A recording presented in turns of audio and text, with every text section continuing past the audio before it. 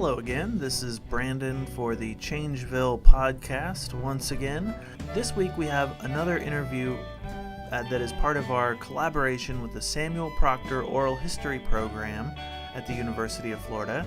As you may recall from our previous interview with War on Women, the Samuel Proctor Oral History program is a program at the University of Florida that captures oral histories, and they specifically have a punk rock project where they interview artists involved in the punk scene in Gainesville and beyond, and we were digging through their archives and we found an interview with Chelsea Carnes from Waxwings. And as you know, Waxwings was one of the bands that played at Changeville 2018, and we thought that the interview with Chelsea would be perfect for this podcast. It covers a range of topics from Chelsea's music and the music scene in Gainesville in general.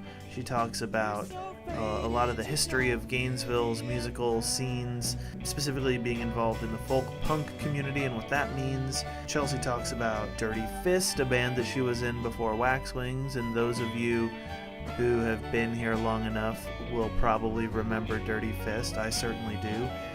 Also, just side note, it was the first time I had heard anybody talk about Tim and Terry's in a while, so it brought me back to my high school days there. R.I.P. Tim and Terry's. And of course, you'll get to hear how she's making a positive change in our community through her work with Girls Rock Camp and beyond. I want to thank the Samuel Proctor Oral History program again for partnering with us and allowing us to broadcast this interview that they did with Chelsea. And I also want to thank Ian Maikisch for editing this week's episode. So I'm not going to be coming back at the end of this interview with any kind of wrap-up or anything this time. So I just wanted to say it now. Keep an eye on the Changeville website and social media for any upcoming news about Changeville 2019. The festival will be here before you know it, and we've got a lot of great surprises in store for you between now and then. So until next time, here is the Samuel Proctor Oral History Program's interview with Chelsea Carnes.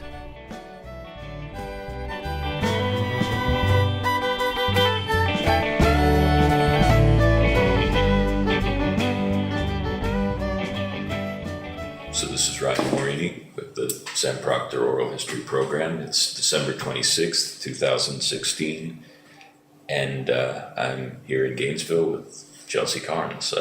Thanks for joining me. Pleasure. Yeah. So, I mean, if I can ask, did music play a role before you got to Gainesville? Definitely.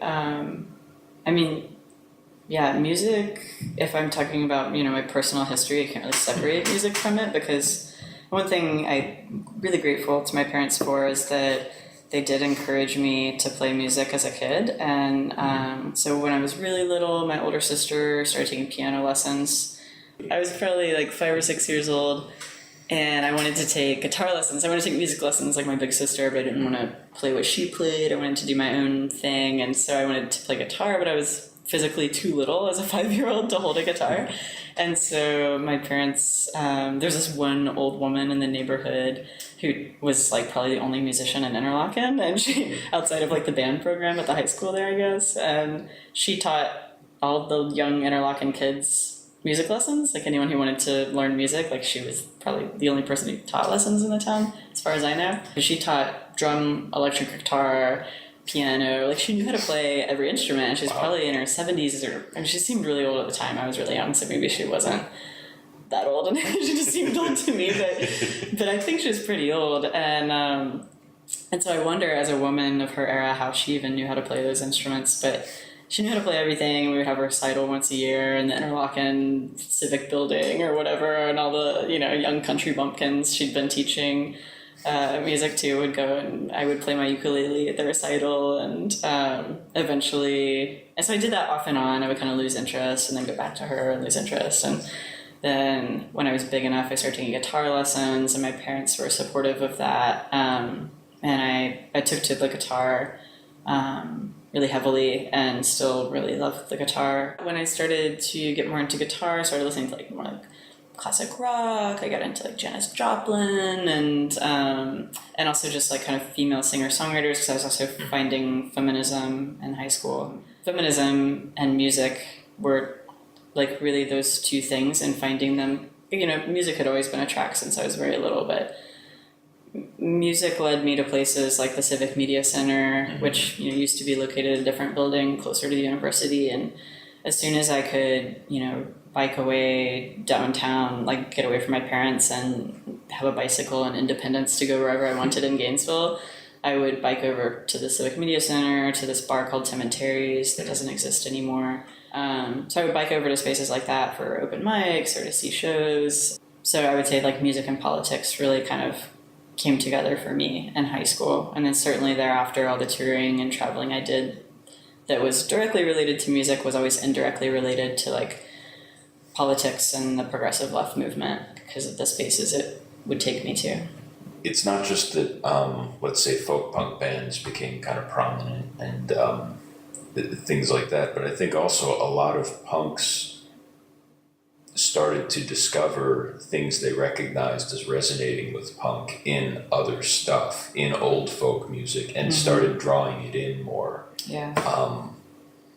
I think that's another aspect of the process. And so I don't know, like if you, because at least the music I've seen in terms of, I've looked on YouTube, I've seen you play, like, you don't play traditionally punk stuff, which of course not a criticism, it's like just an observation, yeah. But I mean, do you have that kind of experience where that's sort of how did you look at it kind of through that lens, or you're just kind of playing the music? Well, with Dirty Fist and, you know, bands that I've played with since, we were just kind of writing the music that came to us, and we didn't kind of set out to sound one way or another. And sometimes it was frustrating, and we would talk about that, how especially, you know, Gainesville wasn't exactly like an epicenter for folk punk or anything. Like, we were one of the only folk punk bands in Gainesville. And it wasn't like there was this kind of natural following, whereas, you know, it kind of seems like with punk music in Gainesville, or with some, I'm trying to think of specific types of punk music, like hardcore music, for instance. Yeah. If you're into hardcore, you know about the hardcore show, you go to the hardcore show. Like, which bands are playing is sometimes not even that relevant. And I mean, maybe some people would totally disagree with me on that, but no, I know what you're talking it's about. Like everyone goes to the hardcore show, and it's the same with folk punk. Like, everyone who's into folk punk, you know about the small handful of folk punk bands, and everyone goes to those shows. I would say the same people are not explicitly writing to be punk, but that there are these kind of people who, how do I word this? People who like a certain kind of music. And so sometimes it's a little bit frustrating to not be in a category where it's like, oh, everyone likes this kind of music, or, you know, like EDM or something like that. There's like, people would just go to that show because it's an EDM show and they like EDM. Whereas we're like, we play banjo accordion music, you know, and we hang out with a lot of punks and, you know, live in a punk house. And so I guess that makes us punk, but we don't come to in our band's called Dirty Fist, which is also a ridiculous band name that sounds much more punk rock than we were. But so sometimes it was frustrating not to be like in this, to fit easily into a genre. And sometimes I've thought how much easier it might be just to be in a straight up like 3-piece punk rock outfit, you know, very just standard style. But I've always been more interested in weird instrumentation and in and just kind of playing whatever comes to mind and trying to fit into a specific mold. What made you kind of not give up? And I know that's a broad question. So I just lived in these crazy punk houses, basically, where we were like packing people in to small shitty houses to have cheap rent. And the people who were okay with that were people who I tended to have a lot in common with. Like, a lot of us liked listening to punk music. We liked, you know, we had funny hair and we didn't shave our legs, and we had, you know, we wore a lot of black, and we, you know, we were kind of, without trying to conform, and certainly without wanting to conform, we all thought we were not conforming. We were all kind of conforming to this punk style. And anyway, so living in places like that, I had like this built-in community of my housemates, their friends, my friends who would come over to the house. And one of the things about playing acoustic instruments is that they're very social instruments, so I can't tell. I mean, I've lost count many times over of how many nights I've stayed up till 5 a.m. next to a fire in the backyard or on the front porch, making fun of people who walk by, playing guitar, talking shit, just hanging out with people like that. And that was, I know Gainesville's big enough to where there were many scenes kind of happening within the punk scene at once, but that was my friend group at the time, or people who liked to stay up really late, who liked to sing together, who liked to, drink heavily and talk about politics. We loved political discourse, any kind of political discourse, and that's something that's changed a lot too. I feel like people are so uncomfortable talking about politics these days, and back then we would disagree and we would get into these arguments but never once be actually mad, but we would be like just vehemently fighting for a belief, and then by the end of it maybe we would persuade each other to think differently, or maybe we wouldn't, but it always felt really safe to disagree, and now it doesn't feel that way so much anymore. That's one thing that's kind of changed in the punk scene. That's kind of a tangent, but that was kind of this crowd that I had. So when Dirty Fist, for instance, would play shows, like those people would come, and I never felt like I was, sure, we played shitty shows every now and then, like everyone plays crappy shows every now and then, where no one, there's hardly anyone there, you're just playing for the other touring band or whatever, but we were privileged to have a really strong kind of crew that really supported us and made us feel cared for.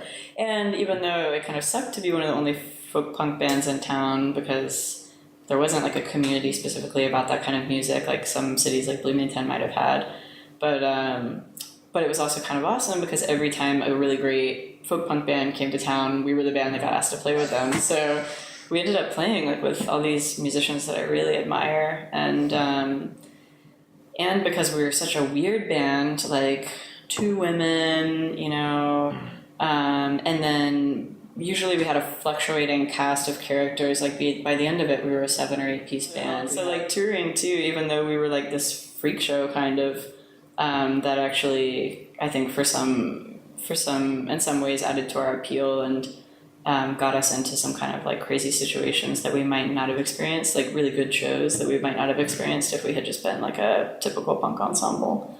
So in some ways, sticking out and being weird and not fitting in, even in the punk scene, helped us. Yeah. Do you notice something distinctive to Gainesville or distinctive to Florida? Yeah. I think it was just distinctive to, even like we were talking about earlier, I don't know if we talked about this before we turned the tape thing on or not, but this idea that punk is this large umbrella for many different other things. So like even when we toured, we were trying to play, we were playing in like apothecaries run by, punk rock herbalists, and it seemed like wherever we went, we met people that were reminiscent of the weirdos back home. Like we didn't often find ourselves in macho scenes, and even when we did, I just felt like I remember falling down in mosh pits and stuff and having people, big beefy dudes like just scoop me up, be like, okay, That's how it's supposed to be. Right. So I don't have a lot of experiences with being in a scene that was labeled punk where I felt threatened. I think the Florida punk scene might be a little extra weird because Florida's just a weird place, but I can't really distinguish it. When I think about the things that made it weird, I can think of people in Santa Fe, New Mexico, or Ithaca, New York, or other places I visited, the Bay Area, wherever, that were just as weird. How did you even get started with touring? Yeah. Well, before I got into touring, I got into just traveling in general. I think that traveling came first. And then music, I loved playing music, but music was almost like a means to an end because my bandmate Chelsea and I think we're both really interested in traveling and in seeing more of the world, and so we would book tours kind of partially just based on places we wanted to go, or when we had friends who would move away, we'd be like, okay, well they live in Chicago now, so let's do a tour of Chicago to go visit our friend. Just kind of, it wasn't as much about, some bands are like, we dropped our album, we're going to go tour to like sell the album. And it was never like that for us. Music was always kind of, it was our passion and we loved it, and it was what enabled us to do all this traveling. But really it was just that we had wanderlust and we wanted to visit new places and meet new people. And I was really interested in community work and kind of like community service type stuff. And having spent so much time at the Civic Media Center, was really interested in other spaces like it. So a lot of our tours, we would intentionally kind of like tour around info shops and other places. We did one tour where we went to Europe and traveled around for 2 months playing shows. And that Chelsea, my bandmate, mostly booked that because she'd lived in Germany a couple times studying abroad, and so she spoke German fluently, and she also spoke French better than I did from our high school French classes. And so through that, and through another way, especially when we went to Europe, we relied a lot on other bands kind of similar to us, other bands in the folk punk scene who'd already been to Europe. We wrote them and we're like, hey, where did you go in Europe? Do you have any contacts? Bands that we liked, we would just, reach out to, and maybe we'd only seen them one time in Gainesville for a night and like gotten a chance to walk on the prairie with them or something. But that was enough for them to like remember us and be like, oh yeah, here's phone numbers for like people all over Denmark who will help you with shows or whatever. And so that's mostly how we toured in Europe. We're touring, but you're not a tourist because you immediately, we would play a show in Berlin and end up at a squat in Berlin hanging out with other punks, and it was just like fit right in wherever you go when you're able to bring music with you. That's something I still love about my band now. Wax Wings doesn't play out of town as much because we are a 6-piece band and 2 of my bandmates are married, and one of them has kids, one of them is about to have a kid, so we don't do as much traveling, but when we do, it's something I still love, where you can just go and play a show and kind of have instant friendship, even if it's just 24-hour friendship with, the people in that space. Some of the projects that I've been a part of in Gainesville that I'm most proud of directly come from my experiences touring. For instance, so Girls Rock Camp, which I'm really involved with in Gainesville. The reason that I was able to start that, or even kind of knew about it, was my friends in Jacksonville who I'd met from playing shows in Jacksonville, started one there and asked if I would come, just knowing me from like one night on tour, asked if I would come up, or maybe at that point I'd probably played there more than once, but not very much. Like I'd probably only met these people on 2 or 3 occasions. But they just heard my band, we'd hung out, we'd spent the night at the same house and talked, and so they kind of knew what I was about and vice versa. Asked if I would come and perform and be a part of Girls Rock Camp the first year I started in Jacksonville. And so I went and I did that, and it was so inspiring. I came back here, I was like, let's start one here, and did. Something I'm still really proud of that directly came out of touring and seeing other cities, like seeing what people in other cities were doing, and then coming home feeling really inspired. Girls Rock Camp. Can you just explain a little more about it? And I mean, so you learned about the idea elsewhere, but more of your kind of motivation and inspiration for doing it. Yeah. Too. So I went to Jacksonville and performed. So I'll say what it is. So Girls Rock Camp. The basis of the camp is to use music and performance as a platform to encourage self-esteem in girls. Girls, what age, like? So most of them, they're all over the country, all over the world now. Most of them focus on 8 to 17, like somewhere in that range. We started out doing like 7 to 17, and then each year we bumped it up a little. We're like, oh, 7-year-olds are tough, the 8-year-olds are kind of tough too. So like I think this year it's 9 to 17 probably is what we'll be doing.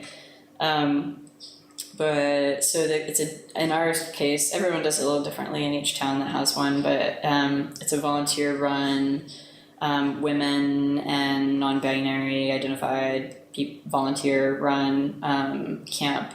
So basically we recruit all of these awesome women from around town who are, some of them are musicians themselves, like a lot of the volunteers at camp play in bands in Gainesville. Some of them are librarians or teachers, or some of them are parents themselves, and are the idea of the camp appeals to them. It's like all kinds of different women, and I've made a lot of really amazing friendships with a lot of women who I would have never met probably outside of camp, but this idea of like feminism and rock and roll like brought us all together, and we put together a week-long summer camp. The girls come, they learn how to play an instrument, either electric guitar, electric bass, drums, or vocals, keys, and then whoever wants to sing can sing, and they're put into bands, and they have a week to learn that instrument, write a song with their band, and then at the end of the week they perform the song for their family and friends at a venue downtown. And also throughout the week they attend workshops on like women's self-defense, women's rock and roll history. This year we talked about, we've let ourselves get more and more edgy and progressive, which is wonderful each year. So this year we've also talked about, we've added transgender issues and talking about gender pronouns, and we've talked about police brutality, and we've talked about race and racism. We did like kind of a social justice 101 this year where we watched videos related to different like fat phobia and body size, body image stuff and things like that. We had a sex positivity workshop and a body positivity workshop. So it's basically like this feminist summer camp that uses music to encourage girls to have better self-esteem and be liberated. Do you feel like people are hearing you all the time, or are they ever kind of listening for something you're not trying to be, if that makes sense? I don't know about that. I mean, that kind of goes back a little bit to the captions on bands, on like flyers, and even now on Facebook event pages and stuff like that. They're like, if you're on tour especially, it helps to have a little caption, and I'm always torn about that because like I said, I'm much more apt to go to a show if I know that there's a woman in the band, or if I know that there's some diversity in the band. But it's also would be really weird to be like, Black woman fronted band, or queer drummer, or whatever. Like how do you really let people know that?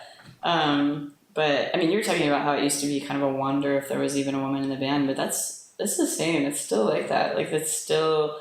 I go to so many shows, and now the band that I play in, Wax Wings, I love my bandmates very much, and they're all gentle feminist men, but they're all men, and they're all white, and they're all cis, and they're all straight.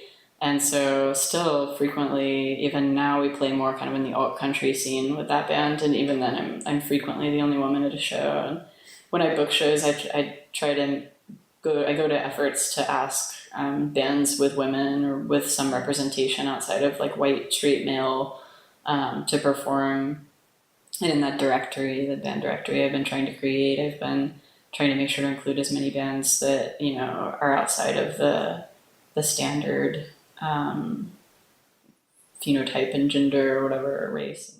Yeah, I don't know though as far as feeling pressured to play one way or another, because I think in the scene of music that I'm a part of, people mostly appreciate experimentation, and they're kind of pleased when, it seems to me, people are pleased when you don't sound maybe how they would expect you to sound. What do you think punk continues to offer, again, broadly, but as a kind of space, like whether it's for the girls in the girls rock camp or just for anyone kind of coming up, or for you yourself, like it seems like you're not really divesting yourself of that label.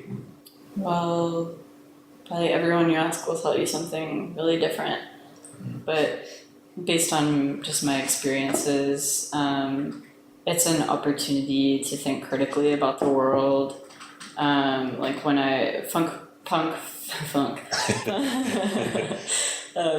fit perfectly into this moment in my life where I was, questioning my parents, questioning authority, questioning my life and my purpose, and like my ideals and what I'd been taught. And so to have like a genre of music, I think of punk as music, although some people, it's not even limited to music for a lot of people, but I think of it, I guess, as community as well, but community based in music really is the way I think of it. So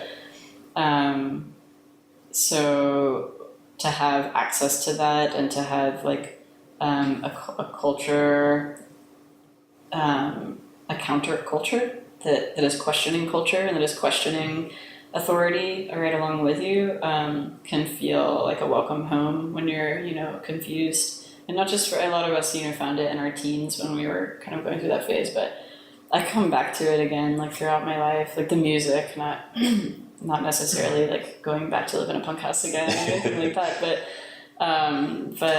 I return to the music all the time, even when I'm, I'll get on kicks where I'm just listening to like Patsy Cline for a week, but then, I'll put on Defiance, Ohio or some other punk band that I love and really feel just as like woke as I felt when I heard it as a teenager. And so yeah, I think it can be a home for critics and dissidents and people, weirdos, and people who need a space to question society. Yeah, I mean, mostly that, a place to practice your critique of society. And to be weird and to be amateur if you want, like we were talking about earlier. I do think that's a really important part of punk. A place to experiment and to kind of step outside of who you've been told to be or felt forced to be, and all that.